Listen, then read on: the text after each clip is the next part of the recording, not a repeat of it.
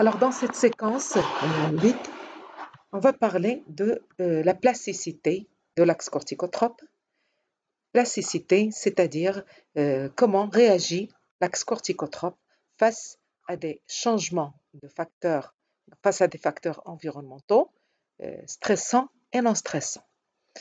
Alors, bien sûr, l'axe corticotrope, son activité, on l'a évaluée à travers, bien sûr, sa capacité neuroendocrine, sa capacité neuroendocrine, neurosécrétoire. Alors, on va donc parler de cette plasticité, c'est-à-dire comment il réagit et dans quel sens il va changer son activité. Donc, plasticité, ça veut dire c'est quelque chose, c'est le caractère de quelque chose qui bouge, qui change. Donc, d'abord, plasticité neuroendocrine de l'axe corticotrope liée à des fluctuations environnementales type rythmique qui sont prévisibles comme le cycle jour-nuit. Donc, c'est une circonstance environnementale, le cycle jour-nuit. C'est un cycle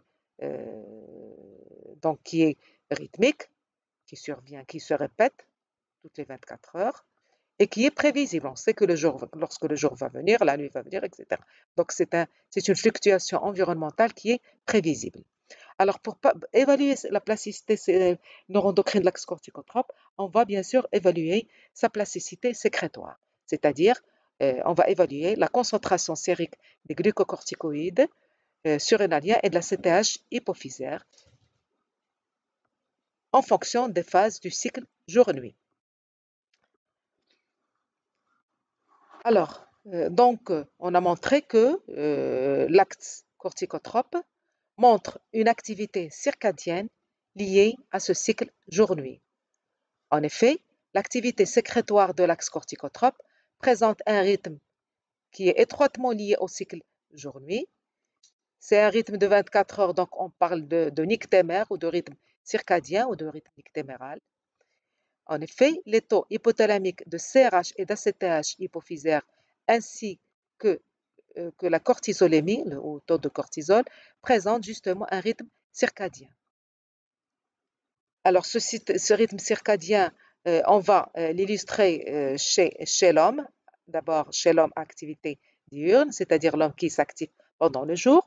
Donc, si on regarde le taux de cortisolémie durant le cycle de 24 heures, on constate que, vous voyez, il y a des variations, il y a des fluctuations. Il y a une plasticité sécrétoire, avec un pic de cortisol le matin, vers 8 heures, c'est-à-dire en fin de phase d'obscurité. Alors, ce pic, ce qu'on appelle l'acrophase. Alors qu'en milieu de la nuit, donc vers minuit, il y a un minimum de sécrétion de cortisol. Alors, ce minimum, cette sécrétion minimale s'appelle le nadir. Le pic s'appelle l'acrophase. Alors, donc, un pic de production en début de matinée, c'est ce que je vais décrire, ce qu'on appelle l'acrophase vers 8 heures du matin, puis une diminution progressive qu'on retrouve par là, diminution progressive jusqu'au soir, 22h, 23h, minuit, jusqu'au soir, et on a une période de sécrétion minimale, le nadir, autour de minuit. Et après, bien entendu, une élévation rapide, donc dans la seconde partie de la nuit. Alors, le rythme, il est inversé chez le rat. Pourquoi le rat? Parce qu'il a une activité nocturne, c'est-à-dire il s'active la nuit. Donc, le pic de sécrétion de sa corticostérone, il a lieu pendant la nuit vers 20 heures. Donc, au début de phase d'obscurité. Par contre, le minimum, il a lieu à 8 heures du matin, contrairement à ce qu'on a noté chez l'homme. Donc, un rythme circadien existe bel et bien chez le rat à activité nocturne, mais qui est inversé par rapport à celui de l'homme. En effet, les taux les plus bas le matin, en fin de période d'obscurité, d'accord, la levée de la lumière, donc ici c'est la période de l'éclairement, la lumière, et les taux plus élevés en début de soirée, c'est-à-dire en fin de période d'éclairement. Voilà la période d'éclairement, en fin de période d'éclairement. Alors, ce rythme nictéméral, bien sûr, il il se reflète aussi, on peut aussi l'évaluer au niveau du taux de la CTH, en plus du taux de corticostérone plasmatique. Donc, bien sûr, la corticostérone, on a déjà vu l'exemple. Donc, le rythme circadien avec des pics vers 20h, 22h et un minimum vers la matinée, donc autour de 8h. Alors, la CTH aussi, elle subit un rythme, sa sécrétion plasmatique subit un rythme nictémaral avec, comme vous le voyez, donc qui suit les pics, les fluctuations suivent parfaitement la corticostérone avec, vous voyez, un pic vers 22h et un minimum le matin. Alors en fait, ce rythme nictéméral, donc cette sécrétion rythmique nictémérale, en fait, c'est un rythme endogène, c'est un rythme dit biologique, endogène, mais qui est entraîné dans le cycle jour-nuit. D'accord? Alors, et ce rythme biologique endogène, c'est quelque chose, c'est comme les battements cardiaques, le cœur il bat, eh bien, c'est quelque chose d'endogène qui existe. Alors, la même chose, ces sécrétions, ces oscillations, enfin, il s'agit d'oscillations sécrétoires, ces oscillations existent en nous, existent. Donc, c'est quelque chose, c'est un rythme qui est biologique interne endogène, mais qui est entraîné dans le cycle jour-nuit. Alors, qu'est-ce qui génère, qu'est-ce qui est à l'origine du maintien de ces oscillations nictémérales?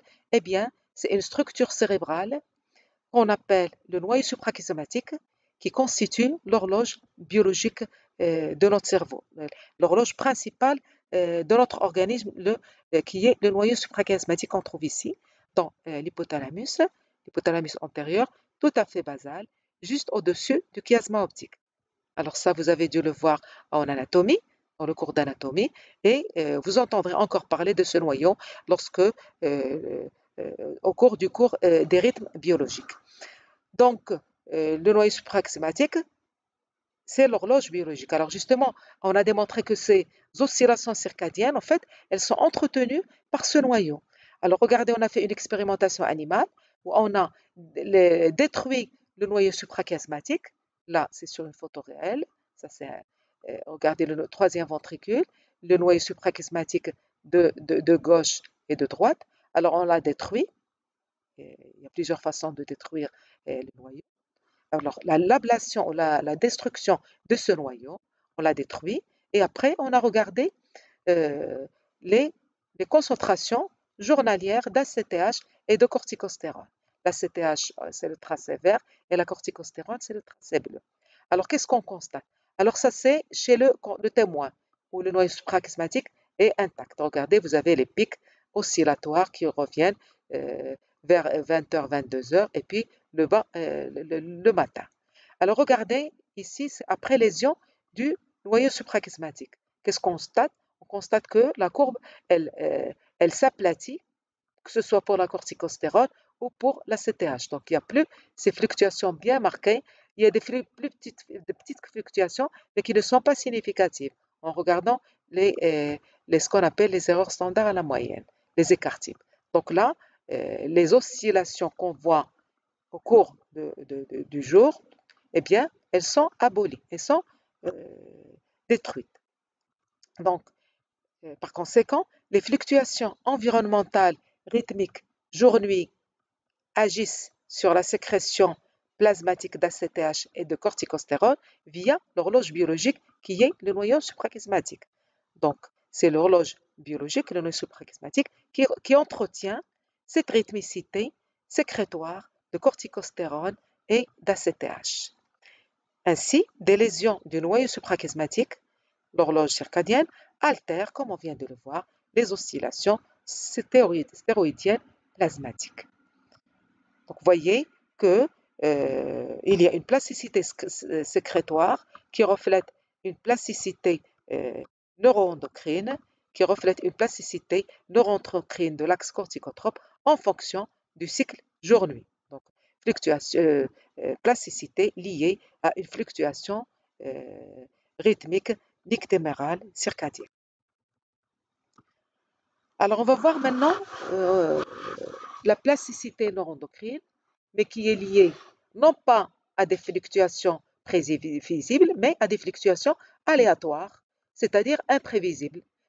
Et c'est le cas de divers stresseurs environnementaux dont on va parler. Alors là aussi, cette plasticité neuroendocrine liée aux stresseurs environnementaux, elle sera évaluée par la plasticité sécrétoire, c'est-à-dire la concentration sérique des hormones ACTH et glucocorticoïdes, cortisol ou corticostérol chez l'animal. Alors voilà donc dans ce travail qui a été publié dans Physiology Research, où on a regardé, et on a constitué différents groupes d'animaux qui ont subi différents types de stress et on a dosé chez eux la concentration plasmatique d'ACTH et de corticostérone. Donc ici, vous avez les taux plasmatiques d'ACTH et de corticostérone suite à l'exposition de rats à divers stresseurs. Donc l'expérience a été faite chez des rats. Alors, quels sont les stresseurs qu'on a utilisés? Alors, d'abord, vous avez des histogrammes et on va décortiquer un petit peu ces histogrammes. Alors, en 1, que ce soit pour l'ACTH ou la corticostérone, c'est le groupe d'animaux contrôle. Donc, vous avez ça, c'est la concentration basale d'ACTH et ici, c'est la concentration basale de corticostérone. Alors, on a constitué le groupe B. Le groupe B, il a subi un stress par privation de nourriture pendant 48 heures. Voilà, c'est le groupe B. Il est indiqué fasting. Fasting en anglais, c'est privation de nourriture pendant 48 heures. La même chose pour la corticostérone, privation de nourriture. Alors ensuite, le D, c'est un groupe qui a subi ce qu'on appelle le stress de foule, c'est-à-dire on a concentré beaucoup d'animaux dans la même cage. Donc, on les a empêchés d'avoir un mouvement, d'avoir une certaine liberté dans leur action motrice, dans leur mouvement. Donc, le stress de foule va provoquer une restriction forcée du mouvement. Alors, c'est ce cas, c'est le D. Alors, c'est indiqué ici, aggregation, l'agrégation, c'est-à-dire on les a regroupés par plusieurs dans une petite cage, alors que normalement, les animaux, les rats sont mis dans les cages par deux. Ensuite, vous avez le F. Le F, le stress qu'on a subi, c'est le stress par le froid. Donc, on a infligé au groupe d'animaux une température de 6 degrés pendant 3 heures. D'accord? Alors, donc c'est le cold, le froid. Ensuite, le groupe suivant, le groupe H, le groupe H et le groupe I. D'accord? Alors ici, ils ont subi un stress par la chaleur, une chaleur de 38 degrés pendant 20 minutes, c'est ce cas-là, et une chaleur toujours de 38 degrés, mais pendant 60 minutes. Donc on les a soumis à la chaleur pendant 1 heure, une chaleur de 38 degrés. Et bien sûr, vous avez d'autres tracés ici à côté. Alors les tracés à côté, on a tout simplement, pour examiner la fin des effets du stress, on a replacé les animaux dans des conditions contrôle. Donc lui là, au fait, il avait le stress de foule. Ceux-là, ils vont être remis par deux, etc. Ceux-là aussi, etc. Donc, pour examiner la fin des effets du stress, les rats sont replacés dans des conditions contrôle, à savoir, pour le cas du fasting, la réalimentation. Ici, 2 rats par cage. Ensuite, ceux du froid, on va les remettre dans la température ambiante pour 3 heures. Et pour la chaleur aussi, on va les remettre dans la température ambiante pendant 20 minutes et 60 minutes. Alors, qu'est-ce qu'on constate? Vous pouvez le constater vous-même, c'est que le taux de corticostérone, suite à ces différents stresseurs, il bouge, donc il augmente d'une manière significative par rapport, regardez le contrôle, regardez les stressés. Regardez les stressés. Alors, tous les stressés ont subi une augmentation très significative du taux d'ACTH plasmatique et aussi, regardez ici pour la corticostérone, une augmentation significative, plus ou moins significative, du taux de corticostérone plasmatique. Donc, vous voyez qu'il y a une plasticité sécrétoire et donc une plasticité endocrine et non endocrine de l'axe corticotrope liée à divers stresseurs. Alors, quel est le stresseur le plus efficace ou qui a dû le plus de plasticité? C'est le stress par la chaleur pendant 1 heure. Alors que le stress par la chaleur pendant 20 minutes, regardez, il provoque une fluctuation, mais qui est moindre par rapport à l'1 heure.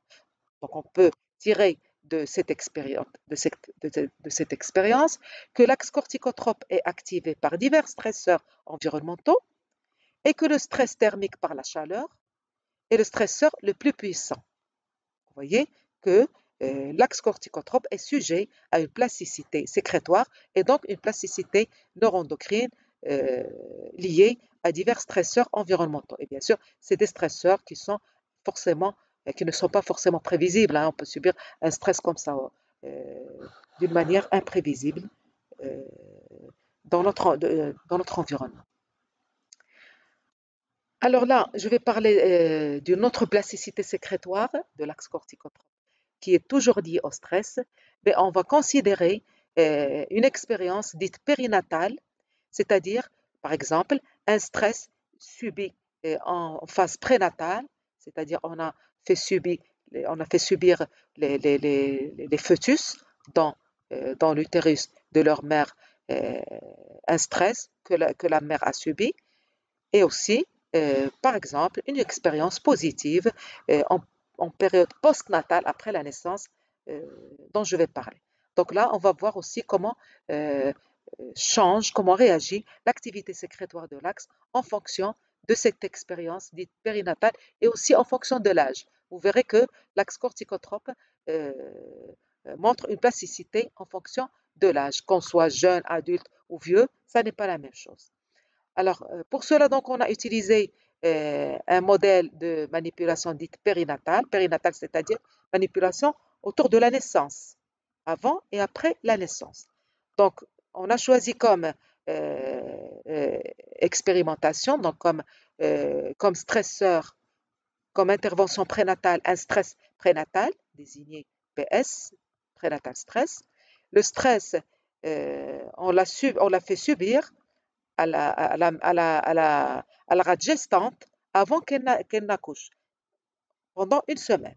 Donc le stress infligé à la rate gestante durant la dernière semaine de la gestation, quand elle est porteuse gestante avec ses petits.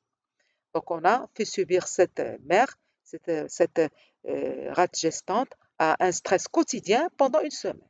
Ça, c'est un groupe d'animaux. D'autre part, on a pris un autre groupe de rates, bien sûr des rates gestantes qui ont accouché, qui n'ont pas subi de stress, qui ont accouché, donc ils ont les petits, et ces petits, eh bien, on va leur faire subir une expérience positive, ce qu'on appelle le handling, c'est-à-dire on va prendre de la cage, on va fixer des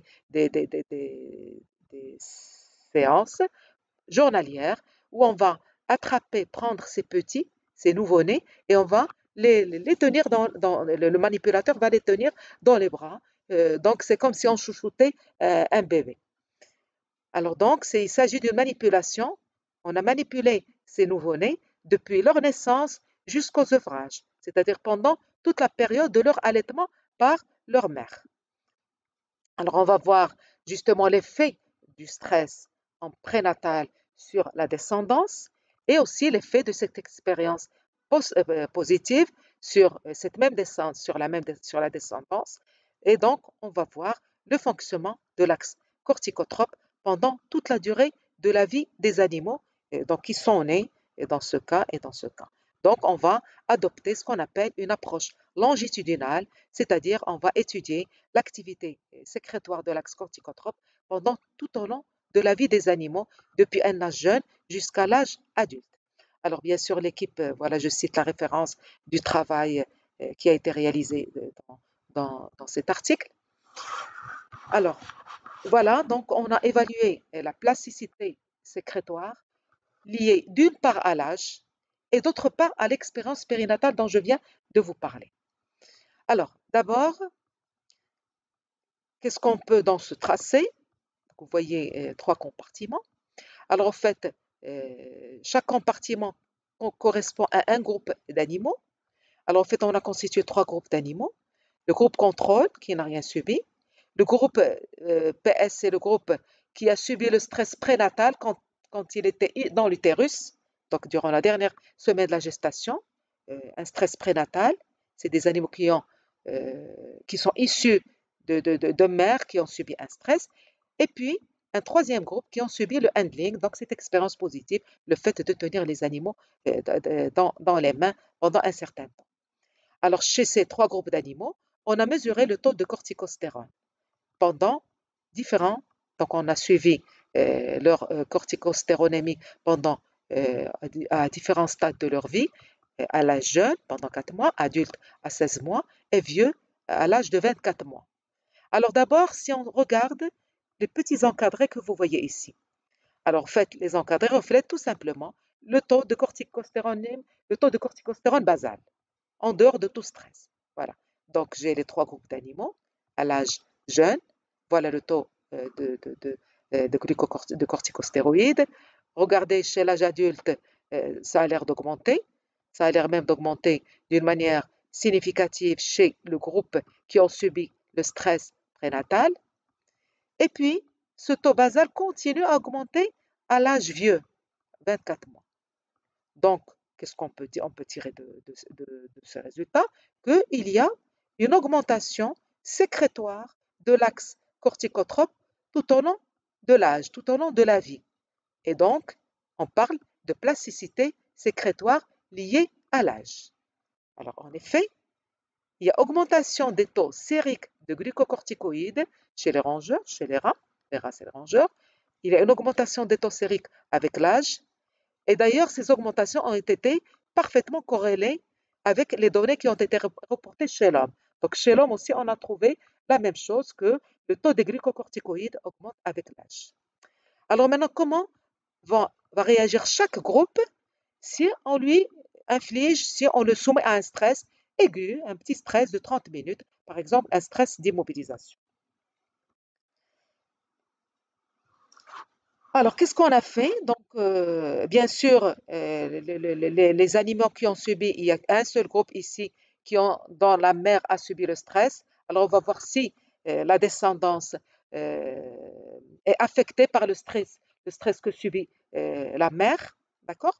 Donc, la mère avait donc plasticité sécrétoire liée au stress prénatal, c'est-à-dire on a imposé à la rate gestante, quand elle portait ses petits, un stress d'immobilisation qu'on appelle stress par contention, c'est-à-dire on va mettre la rate gestante dans un espace clos, dans un espèce d'éprouvette, de manière à lui limiter le mouvement, donc elle va se trouver stressée. Et ceci, ça va être 3 périodes de 45 minutes par jour, donc 3 fois 45 minutes, on va la stresser, et ceci durant toute la dernière semaine de gestation. D'accord? Euh, alors ensuite, bien sûr, elle va mettre bas ses petits et on va suivre les petits tout au long de leur vie. Et c'est ce que vous voyez ici. Bien sûr, avec les stressés, avec ceux dont la maman était stressée, donc on va les désigner par PS. Et il y a les groupes, il y a le groupe contrôle, et il y a le groupe, comme je vous ai dit, qui n'a pas été stressé, mais c'est des animaux qui ont subi, juste après leur naissance, une expérience positive, ce fameux handling. Alors, qu'est-ce qu'on constate? Lorsque maintenant, chacun de ces groupes subit un stress, par exemple, de 30 minutes, un stress d'immobilisation, par exemple, de 30 minutes. Alors, comment, regardez ici, on suit en fonction des heures qui suivent le stress, c'est la courbe que vous voyez ici. Alors maintenant, ça y est, les encadrés, on en a déjà parlé. Vous n'en parlez pas et regardez les courbes que vous voyez ici. Donc, il y a le taux de corticostérone chez les animaux qui ont subi le stress prénatal, c'est les cercles pleins. Il y a le groupe avec le groupe contrôle avec les cercles vides, blancs, et puis le handling avec les cercles gris. Alors, qu'est-ce qu'on constate? On constate que, bien sûr, avec le stress, il y a eu augmentation de corticostérone. Cette augmentation, elle est beaucoup plus importante chez le stressé prénatal par rapport au contrôle. Alors que ceux qui ont subi le handling, regardez, la courbe, elle est déplacée vers le bas. Il y a une diminution au contraire de corticostérone. Et bien sûr, les variations, elles comportent ces étoiles. Ça veut dire que c'est des diminutions. Par exemple, chez le stress prénatal, c'est une diminution qui est significative par rapport au contrôle. Et pardon, c'est une augmentation significative, augmentation parce que la courbe, elle est déplacée vers le haut. C'est une augmentation significative pour le stress prénatal et c'est une diminution significative pour le groupe Handling. Ça, un âge jeune, c'est-à-dire à 4 mois après la naissance. Alors, ces mêmes animaux à l'âge adulte, donc toujours nos trois groupes, on va continuer à les suivre durant l'âge. Donc, à l'âge adulte, à 16 mois, on leur a fait subir un stress de 30 minutes et on regarde de la même manière l'évolution des taux sériques de corticostérone. La même chose, comme la jeune, eh bien, et regardez, il y a une augmentation très significative par rapport à tout à l'heure. Ça a même augmenté plus par rapport au groupe contrôle. Et le handling a par contre exercé un effet inverse par rapport au stress prénatal puisque ça diminue, ça déplace la courbe vers le bas, donc une diminution très significative, plus ou moins significative par rapport aux animaux contrôlés. Alors la même chose à l'âge vieux, regardez, donc en fait les altérations, les altérations sécrétoires qui apparaissent, ils continuent à se faire sentir jusqu'à l'âge vieux, à l'âge de 24 mois chez le rat.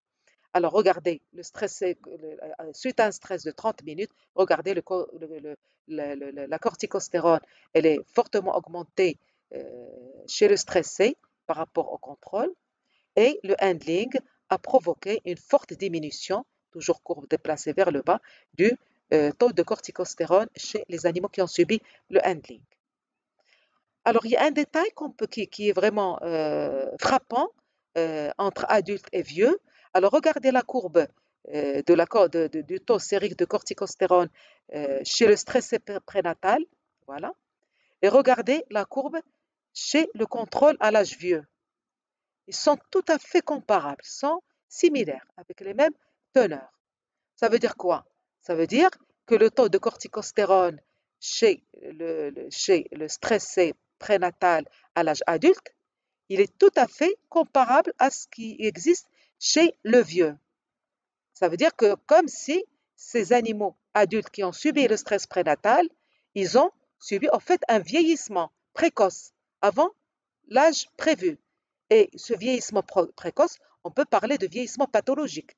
Donc ils ont vieilli d'une manière pathologique. Pourquoi? Parce qu'ils ont des sécrétions de corticostérone tout à fait comparables à l'âge vieux. Alors, donc on conclut que, suite à un stress prénatal, il existe bel et bien une plasticité sécrétoire liée à ce stress avec une sécrétion post-stress augmentée, une sécrétion post-stress augmentée. Et d'ailleurs, on la voit même en fonction de l'âge, d'accord, même à l'état basal, même en dehors de toute forme en dehors de tout stress. Donc, il y a déjà une augmentation à l'âge adulte, une augmentation de corticostérone basale chez le stress prénatal, et cette augmentation elle est beaucoup plus marquée lorsque l'animal subit un stress aigu de 30 minutes. On déduit donc des altérations durables du fonctionnement de l'axe corticotrope. Alors, en conclusion, on peut dire que le stress pendant les périodes périnatales dont on vient de parler, le stress pendant la période périnatale de vie, donc soit en prénatal avant la naissance du petit ou après la naissance du petit, alors ce stress peut modifier les capacités adaptatives à l'âge adulte. On a vu que, bien sûr, les taux sécrétoires des corticoïdes changent, donc ça veut dire que les capacités adaptatives à un stress ne sont pas tout à fait les mêmes. Donc ça change, ça peut modifier les capacités adaptatives à l'âge adulte. On peut déduire aussi que le stress prénatal accélère le dysfonctionnement de l'axe hypothalamo-surrénalien lié à l'âge, puisque, on l'a vu, les taux circulants des glucocorticoïdes chez les animaux prénatalement stressés à l'âge adulte sont semblables à ceux des contrôles vieux. C'est ce que je vous ai montré ici. Le taux de corticostérone chez les adultes, il est comparable à ce qui existe chez les contrôles vieux. Donc, il y a une forme de vieillissement précoce chez ceux qui ont subi le stress prénatal. Et l'altération, et justement, on a pu montrer que chez les animaux qui ont subi le stress prénatal, c'est-à-dire le stress de leur mère dans in utero, eh bien, ces animaux ont aussi des problèmes des altérations de la mémoire. Ils ont ce qu'on appelle des déficits mnésiques, des troubles de la mémoire. Et justement, puisqu'on a la sécrétion des corticoïdes qui est altérée, qui est perturbée par rapport au contrôle, d'une part, et on a une perturbation de la mémoire, cela suggère que l'altération de la sécrétion des glucocorticoïdes induite par le stress prénatal pourrait être une cause de ces troubles de la mémoire, de ces troubles ou déficits mnésiques qui sont liés à l'âge. Donc, le fait qu'avec l'âge, bien sûr, on a des troubles de la mémoire. Donc, chez un individu vieux, bien sûr, il a une mémoire qui est altérée. Eh bien, cette mémoire, déjà, puisque chez le vieux, on a dit que, je reviens à la cour, chez le vieux, on a dit que le taux de corticostéroïdes, il est plus élevé par rapport à un âge jeune ou adulte, puisque les glucocorticoïdes augmentent, plus qu'il y a une altération de la mémoire, on peut dire que les deux altérations sont liées, mémoire et taux de glucocorticoïdes. Donc, l'altération de la sécrétion des glucocorticoïdes induite par le stress prénatal pourrait être une cause des déficits mnésiques liés à l'âge. Alors, par contre, on a vu que ce qu'on appelle le handling, c'est ce qu'on appelle la manipulation postnatale ou handling. Cette manipulation, au contraire, elle protège des altérations neuroendocrines et comportementales dont que je viens de décrire. C'est-à-dire, on a vu que suite à la manipulation postnatale, le handling, eh bien, regardez, on a un taux de corticostéroïdes beaucoup plus bas, que ce soit en fonction, de l'âge ou suite à un stress. Donc, un environnement positif postnatal, il est important puisqu'il protège de ces hypersécrétions des corticostéroïdes. Et on a dit que les corticostéroïdes, ils ont des effets vraiment délétères et néfastes sur l'organisme.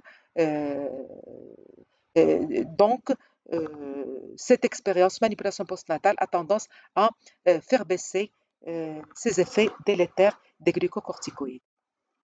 Alors, on peut conclure aussi que le stress prénatal et la manipulation postnatale, ces deux manipulations périnatales dont j'ai parlé, induisent des effets opposés, aussi bien sur la sécrétion des glucocorticoïdes que sur la performance cognitive. Alors, la performance cognitive, dans la performance cognitive, il y a la mémoire, l'attention, la perception, tout ce qui est activité intellectuelle. Donc, ça veut dire que le stress prénatal, il altère, et la manipulation postnatale, au contraire, elle a un effet positif. Alors, donc le stress, on a vu, et la manipulation ont des effets opposés. Donc, on a vu que le stress prénatal, il augmente la corticostérone et la manipulation postnatale, le indique, au contraire, il fait baisser. Donc, il a des effets inverses sur les taux sur la sécrétion des glucocorticoïdes. Ils ont aussi des effets inverses sur tout ce qui est processus de mémoire et sur des aspects de la performance cognitive.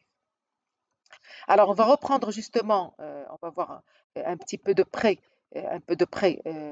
l'effet de ce stress prénatal sur la mémoire, et ça va apparaître dans les diapos qui vont suivre. C'est un travail effectué par Cataneo et collaborateurs dans un travail paru dans Molecular Neurobiology en 2019. Alors, voilà le travail de cet auteur. Donc, dans ce travail, on a étudié euh, l'effet du stress prénatal sur la mémoire, c'est-à-dire sur la performance cognitive. Et vous allez voir donc qu'il y a des déficits, des altérations de la mémoire apparaissent chez des animaux qui ont subi un stress lorsqu'ils étaient dans le ventre de leur mère, quand ils étaient encore dans l'utérus. Alors, pour évaluer, pour déterminer si le stress prénatal altère la fonction cognitive, c'est-à-dire altère la fonction d'apprentissage et de mémoire, alors un test a été réalisé, un test comportemental qu'on appelle le test NOR. Alors, NOR, ça veut dire quoi? Ça veut dire reconnaissance d'un nouvel objet. Reconnaissance d'un nouvel objet. Alors, ce test a été réalisé chez des rats mâles et femelles adultes qui avaient été exposés au stress prénatal. Et bien sûr, les résultats du test vont être comparés à des animaux contrôles. Donc, je reprends. L'expérience consiste à faire quoi? À constituer deux lots d'animaux, un lot contrôle qui n'a rien subi et un lot qui a subi un stress prénatal quand il était dans l'utérus, en dernière phase de gestation. Après la naissance, bien sûr, on va étudier la mémoire chez la descendance, chez ces rats mâles et femelles, et on va les comparer aux animaux contrôle. Alors, pour tester leur mémoire, on va ils ont utilisé un test, le test de reconnaissance d'un nouvel objet, c'est-à-dire que le rat, on va présenter au rat, donc le rat il est dans sa cage, on va lui présenter euh, deux objets, donc un objet qu'il connaît, un objet dit familier, un objet familier, c'est un objet qu'il connaît bien, il a déjà vu, et un objet qu'il n'a jamais vu. Alors un rat, normalement, quand on lui donne un objet familier, il n'est pas vraiment intéressé par cet objet, il est désintéressé, donc il passe très peu de temps autour de cet objet. Par contre, il s'agit d'un nouvel objet qu'il voit pour la première fois, eh bien, là, il va passer beaucoup de temps à rôder autour. Donc, il va passer beaucoup de temps autour de cet objet.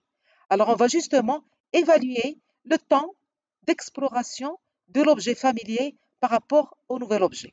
Donc, on va voir chez les deux groupes d'animaux combien de temps, ou bien quel est le pourcentage du temps que l'animal passe autour de l'objet familier et quel est le pourcentage du temps qu'il passe autour du nouvel objet. Alors, donc, ici, vous avez ici le pourcentage du temps d'exploration. Vous voyez, c'est 20%, 40, 60, 80, 100% du temps d'exploration. Et ici, vous avez les deux groupes d'animaux, les contrôles et ceux qui ont subi le stress prénatal. Alors, si on regarde le contrôle, pour confirmer ce que je viens de vous dire, alors regardez, ici, ça représente le temps d'exploration ou le pourcentage du temps d'exploration de l'objet familier. C'est l'histogramme blanc. Ici, c'est le pourcentage du temps d'exploration du nouvel objet. Alors regardez, donc pour l'objet familier, il passe à peu près combien de temps? Il passe à peu près 20% de son temps à rôder autour de l'objet familier qu'il connaît. Donc ça ne l'intéresse pas trop.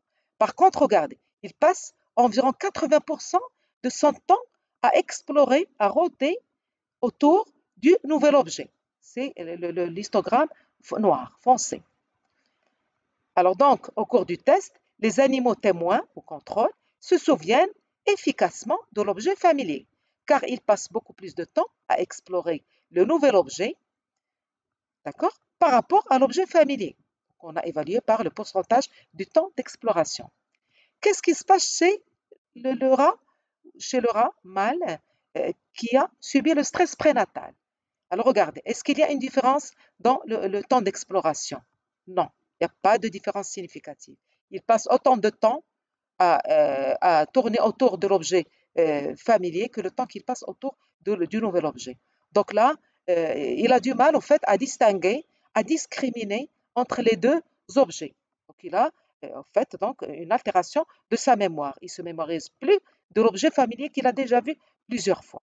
Donc le stress prénatal provoque une diminution significative de ce temps d'exploration du nouvel objet. Regardez, le nouvel objet, il était à un temps de 80% du temps d'exploration. Là, ça a fait vraiment chuter le temps d'exploration du nouvel objet chez les mâles, mais aussi chez les femelles, que je ne montre pas ici, mais c'est des résultats tout à fait comparables, aussi bien chez les mâles que chez les femelles.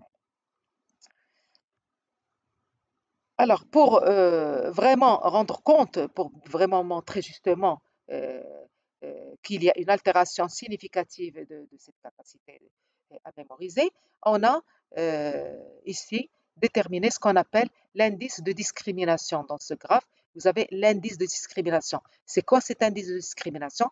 Eh bien, c'est la différence entre le temps dépensé à explorer le nouvel objet et l'objet familier durant le test. Donc, on a fait la différence de temps, de dépenser. Alors là, il a dépensé combien de temps? 20%. Là, il a dépensé 80%. La différence, ça fait combien? 80-20, ça fait environ 60% de plus pour ça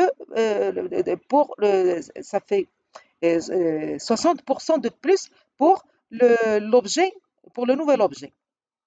Donc là, la différence de temps entre les deux, ça constitue ce qu'on appelle l'indice de discrimination. Alors, si on fait la différence ici, regardez, une indiscrimination, un indice de discrimination vraiment trop. Alors, c'est ce que vous voyez ici. Regardez la différence entre le temps dépensé à explorer l'objet nouveau et l'objet familier durant le test, il est environ de 60%, la différence entre les deux, alors que pour le stress prénatal, regardez, l'indice de discrimination, il est très très faible. Il est vraiment de l'ordre de quelques unités. Alors donc, on conclut de cette expérience que les animaux exposés au stress prénatal montrent en effet une altération significative de la capacité à différencier les deux objets, comme le montre ici la réduction significative de l'indice de discrimination chez les rats mâles. Il y a donc bel et bien une altération de la mémoire par le stress prénatal. Donc, vous voyez, on a appliqué un test comportemental qui permet d'évaluer la mémoire et on montre bien qu'il y a une altération de la mémoire suite au stress prénatal. Donc, vous voyez que le stress prénatal, déjà, il a perturbé, il a altéré le fonctionnement de l'axe corticotrope en amplifiant la sécrétion des glucocorticoïdes, ce qui est néfaste pour l'organisme, ce qui provoque un vieillissement précoce, et il y a aussi une altération de la mémoire. Alors, au fait, on a voulu comprendre un petit peu une altération de la mémoire. Qu'est-ce qui fait que la mémoire est altérée? Alors, quand on parle de processus mnésique ou de mémoire, eh bien, il y a des structures cérébrales qui soutiennent, qui entretiennent notre mémoire. Alors, la structure par excellence qui entretient notre mémoire, la structure qui est ce qu'on appelle l'hippocampe. Les structures, c'est ces espèces de cornes, de papillons, donc qui sont cette structure qui est juste en dessous du cortex dont on a déjà parlé lorsqu'on a parlé du contrôle neuronal de l'axe corticotrope. Donc, l'hippocampe, notre mémoire, en fait, elle est entretenue par l'activité des neurones de l'hippocampe. Il y a un autre phénomène qui entretient notre mémoire dans l'hippocampe, c'est que cet hippocampe, il est capable de fabriquer de nouveaux neurones durant même la vie adulte. Donc, ça veut dire que la création de nouveaux neurones n'a pas lieu uniquement avant la naissance, mais ce dogme a été abandonné puisqu'on a démontré depuis les années 90 que notre cerveau est capable de fabriquer de nouveaux neurones, donc des neurones nouvellement formés, durant toute la vie, durant toute notre vie adulte. Alors, et cette création de nouveaux neurones, c'est ce qu'on appelle la neurogénèse. Donc, puisque le stress prénatal affecte la mémoire, on s'est intéressé alors à la neurogénèse dans l'hippocampe. Vous avez cette diapositive qui s'intitule « Le stress prénatal et la neurogénèse dans l'hippocampe ». Alors, bien sûr, cette neurogénèse, on a des outils techniques pour la mesurer, pour l'évaluer, donc pour évaluer le nombre de neurones nouvellement formés dans l'hippocampe en particulier. Alors, parmi ces techniques, donc, enfin, parmi ces concepts techniques, ces processus techniques, on utilise des marqueurs de cellules néoformées ou nouvellement formées, comme par exemple ce qu'on appelle la BRDU. Alors, la BRDU, c'est une molécule qui est capable de s'incorporer dans l'ADN nouvellement synthétisé dans les cellules qui sont en train de se répliquer, dans les cellules en réplication.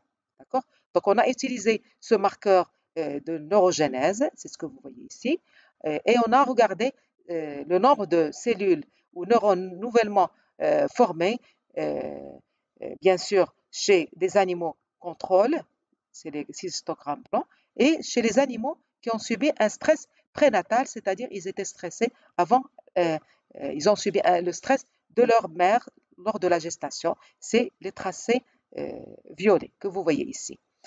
Donc, ce travail permet de souligner justement l'importance de la neurogénèse hippocampique chez l'adulte dans les processus de mémoire. L'importance de la neurogénèse hippocampique chez l'adulte dans les processus de mémoire. Alors, qu'est-ce qu'on peut déduire de ce graphe? Alors, si on regarde donc le nombre de neurones nouvellement formés, donc la neurogénèse, regardez le nombre de neurones formés, bien sûr à différents âges chez l'animal, un âge vraiment postnatal, 28 jours postnatal, après un âge jeune, 3 mois, adulte, 10 mois, et vieux, 22 mois. Alors, voilà la neurogénèse. Si on regarde que le contrôle c'est le blanc. regardez en fonction de l'âge, qu'est-ce qu'elle fait la neurogénèse? Elle a tendance à diminuer et à diminuer significativement en fonction de l'âge. Donc, ça veut dire qu'on cette capacité de créer de nouveaux neurones, eh bien, cette capacité, elle diminue. C'est pour ça qu'il y a une altération de la mémoire en fonction de l'âge. Ça, c'est une première idée qu'on peut tirer de ce histogramme. Qu'est-ce qui se passe chez le stress prénatal lorsqu'on le compare au contrôle? Regardez, à l'âge postnatal, regardez, j'ai une diminution significative de la neurogénèse, une diminution très significative à l'âge jeune, encore une diminution très significative à l'âge adulte et encore une diminution significative à l'âge vieux. Donc ça veut dire que le stress prénatal rajoute un effet négatif sur la neurogénèse en plus de l'âge. On conclut donc de ce travail qui est paru dans PNAS, dans le journal PNAS, que le stress prénatal provoque une diminution de la neurogénèse, donc une diminution par rapport au contrôle. Alors, une diminution de la neurogénèse, c'est-à-dire diminution du nombre de neurones, de nouveaux neurones ou de neurones néoformés dans l'hippocampe. Cette diminution de neurogénèse qui est associée à des déficits d'apprentissage qu'on vient de démontrer par le travail précédent, la mémoire. Alors donc, l'altération de la mémoire par le stress prénatal est liée à l'altération de la neurogénèse hippocampique. Donc, le stress prénatal, qu'est-ce qu'il fait? Il va altérer la neurogénèse, donc altérer l'activité de l'hippocampe qui entretient la mémoire et donc altération de la mémoire. Alors, vous voyez, le stress, il peut retentir non seulement sur l'axe corticotrope, mais il peut retentir sur la mémoire et sur donc plus d'un processus biologique. Alors, ce travail, au fait, d'altération de la neurogénèse, il a été repris plus tard par un autre groupe, le maire et collaborateurs, qui ont encore démontré que le nombre de neurones néoformés diminue après stress prénatal comparativement au contrôle. Mais l'intérêt de ce travail, c'est qu'ils ont aussi étudié l'effet du handling, de cette manipulation postnatale positive, sur le nombre de neurones néoformés dans l'hippocampe. Alors, qu'est-ce qu'on constate? Donc, que le stress prénatal diminue d'une manière très significative, fait diminuer très significativement le nombre de neurones néoformés dans l'hippocampe par rapport au contrôle. Par contre, regardez, le handling, il a tendance à faire augmenter cette neurogénèse hippocampique. Bon, c'est une augmentation qui n'a pas l'air d'être significative, mais c'est une augmentation quand même de quelques dizaines de neurones chez ceux qui ont subi la manipulation postnatale positive. Alors, ce qu'on apprend, et ce qui est intéressant, c'est le tracé suivant, le graphe que vous voyez ici. Là, bien sûr, regardez le stress prénatal. On fait subir aux animaux, à ce groupe d'animaux, un stress prénatal. Donc, théoriquement, ça descend. Mais après le stress prénatal, après la naissance, on va leur faire subir le handling, c'est-à-dire cette expérience positive, appréciée positive par les animaux nouveau-nés. Alors, donc, lorsqu'ils subissent le handling, qu'est-ce qu'on constate? Le nombre de neurones par rapport au stressé, uniquement stressé. Regardez, on rétablit le nombre ou la neurogénèse, le nombre de neurones néoformés chez ce groupe d'animaux. Donc, le handling, en fait, il a supprimé l'effet néfaste du stress prénatal qui a fait diminuer fortement la neurogénèse hippocampique. Voilà. Et d'ailleurs, on a déjà vu que les deux manipulations, prénatale et postnatale, avaient des effets opposés sur les glucocorticoïdes. Donc, c'est fait que leurs effets, quand ils sont rassemblés au niveau du même groupe d'animaux, leurs effets s'annulent et on retrouve la neurogénèse qui existe normalement chez le contraire. Donc, on déduit de ce travail que la manipulation des ratons pendant les premières semaines de vie, handling, permet de contrecarrer, donc de s'opposer aux effets négatifs d'un stress prénatal sur la neurogénèse adulte. Et ces effets, en fait, on a démontré que ces effets durent jusqu'à la sénescence. La sénescence, ça veut dire tout simplement vieillissement. D'accord? Donc, ces expériences qu'on vit, eh bien, ils ont leurs effets, ils ont leur effet jusqu'au vieillissement, jusqu'à la fin de vie. Alors, on conclut de ce travail, ces résultats montrent que le stress intervenant pendant le développement, donc lorsque un stress intervient pendant le développement, eh bien, il provoque une hyperactivité de l'axe corticotrope, on a vu une hypersécrétion des glucocorticoïdes, qui réduit la neurogénèse. Donc, cette hyperactivité va réduire la neurogénèse et ça va accélérer la survenue de problèmes liés au vieillissement. Ça, c'est le stress, comme le stress prénatal. Inversement, des expériences de vie enrichissantes, comme le handling qu'on a vu, des expériences de vie enrichissantes favoriseraient un vieillissement réussi en augmentant la production de nouveaux neurones. Donc, lorsqu'on renforce la neurogénèse, ça veut dire qu'on va mieux réussir notre vieillissement tout en entretenant notre mémoire, par exemple. Donc, nos capacités cognitives vont être meilleures lorsqu'on subit des expériences positives, des expériences de vie enrichissantes. Donc, ces résultats renforcent l'hypothèse selon laquelle de nombreuses affections psychopathologiques trouvent leur origine dans les périodes précoces du développement. Donc, ce qu'on subit à un âge jeune ou même dans l'utérus, vous avez vu les séquelles du stress prénatal. Donc, ce qu'on subit en période précoce du développement, ça peut avoir un impact euh, un impact négatif ou positif. Et parfois, bien sûr, suite au stress, ça donne des altérations, ça peut enclencher des altérations d'ordre psychopathologique. Alors, pour résumer un petit peu ce que je viens de voir sur ce schéma qui retrace, qui vous donne une idée concrète de ce qui se passe au niveau de chaque compartiment biologique, de chaque entité biologique. Alors, un événement de vie, par exemple, ça peut être soit un stress prénatal ou un environnement enrichi. Alors, un environnement enrichi, par exemple, bon, pour le rat, on a pris l'exemple du handling, de cette manipulation euh, euh, par les mains de l'animal.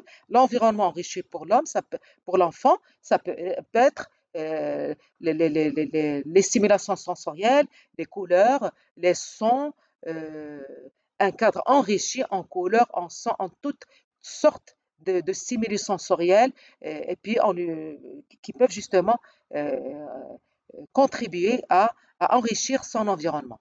Donc, un événement de vie, ça peut être soit, par exemple, un stress ou un environnement enrichi. Alors, si on prend, par exemple, le cas du stress prénatal qu'on vient de voir, qu'est-ce qu'il fait au niveau de l'axe corticotrope? Alors, c'est-à-dire au niveau de la corticosurrénale, j'ai une surproduction de glucocorticoïdes qui, qui se reflète au niveau du cerveau par une diminution de la neurogénèse. Alors, diminution de la neurogénèse qui se reflète à travers une diminution de la performance de l'animal. Donc, l'animal, en termes de mémoire, il devient moins performant. Il a une mémoire altérée. Par contre, un environnement enrichi, qu'est-ce qu'il fait au niveau de l'axe corticotrope? Il va provoquer une diminution de la production des glucocorticoïdes. Donc, bien sûr, il y a toujours des glucocorticoïdes qui vont être là pour, bien sûr, adapter l'organisme par rapport aux différents types de stresseurs, etc. Mais ce n'est pas une hyperproduction qui peut être nocive et toxique pour l'animal, puisque, vous voyez, la neurogénèse, il a moins de glucocorticoïdes et donc il a plus de neurogénèse. Et plus de neurogénèse hippocampique, donc il a une meilleure mémoire et donc une meilleure performance. Donc les animaux sont mieux performants. Donc, meilleure performance suite à un environnement enrichi et une mauvaise performance suite à un environnement stressant comme le stress prénatal. Et bien entendu, cette performance euh, concerne euh, toute la vie jusqu'à l'âge vieux, c'est-à-dire la sénescence. Alors, avant de finir avec cette séquence de plasticité liée au stress, alors en fait, il s'est avéré que le stress, quand il est chronique, quand il est répété, il se répète dans le temps, eh bien, ce stress peut aussi affecter d'autres fonctions physiologiques comme la prise alimentaire, comme le comportement alimentaire. Alors justement, il y a une équipe qui s'est intéressée à cet aspect de l'effet du stress sur la prise alimentaire. Donc, Shiger et collaborateurs ont étudié justement les réactions physiologiques induites par un stress chronique quotidien. Donc, ils ont choisi comme stress expérimental ce qu'on appelle un stress d'immobilisation. Donc, ils ont pris un groupe d'animaux, de rats, auxquels ils font subir quotidiennement un stress d'immobilisation de 30 à 45 minutes pendant plusieurs semaines, d'accord? Et après, ils vont évaluer beaucoup de choses chez ces animaux. Bien sûr, en comparaison toujours à des contrôles. Alors, pour évaluer la prise alimentaire, d'abord, ils ont regardé le poids corporel. Comment est-ce que le poids corporel change en fonction du stress? Alors, c'est le tracé A. Voilà, vous avez deux tracés, vous avez deux courbes. La courbe contrôle, c'est les cercles pleins, c'est les carrés pleins. Et puis, les stressés, c'est les carrés vides. Qu'est-ce qu'on constate? Que, en fait, le poids corporel des animaux qui ont subi le stress chronique, regardez, il a tendance à diminuer par rapport aux animaux contrôle. C'est une diminution significative. Donc, diminution du poids corporel. S'il y a une diminution du poids corporel, bien sûr, on peut se dire que cette diminution, il est liée à une diminution de la, de la prise de nourriture, c'est-à-dire on consomme moins. Alors justement, c'est ce qu'ils ont évalué après dans le tracé B. Eh bien, ils ont évalué Daily Food Index, c'est-à-dire prise alimentaire journalière. Donc, regardez ici le groupe contrôle, le groupe stressé. Donc, on a une diminution de la prise alimentaire journalière, la prise de nourriture par jour. Et cette diminution de la prise de nourriture, c'est ce qui justifie la diminution du poids corporel. Donc, une altération de la prise alimentaire avec une diminution de la prise alimentaire. Alors, ils ont profité de cette expérience aussi pour confirmer encore que le taux les glucocorticoïdes, que l'activité sécrétoire de la glande surrénale a augmenté, puisqu'ils ont montré une augmentation du poids de la glande surrénale. Regardez, ici, c'est euh, le poids de la surrénale chez les contrôles et chez les stressés. Donc, une forte augmentation du poids euh, de la glande surrénale, ça prouve qu'elle est hyperactive, donc surproduction de glucocorticoïdes. Ils ont aussi regardé la neurogénèse hippocampique chez leurs animaux pour montrer que tous les processus, toutes les altérations qui ont été décrites, ils les retrouvent suite à un stress chronique d'immobilisation. Et là aussi, vous avez une diminution de la neurogénèse chez les animaux stressés qui ont subi le stress chronique par rapport au contrôle. Donc, un stress chronique aussi, il a un effet tout à fait comparable au stress prénatal qu'on a vu tout à l'heure. Alors que là c'est un stress chronique qui dure pendant longtemps. Donc, ça veut dire que si on est sujet, c'est pour ça qu'il faut éviter quand même euh, de subir des stress prolongés. Donc un stress prolongé chronique, il est néfaste pour l'individu, qu'il soit humain ou pour euh, les animaux. Voilà donc l'aspect plasticité euh, et les mécanismes que je voulais aborder avec vous. Euh, donc je m'arrête là pour cette séquence.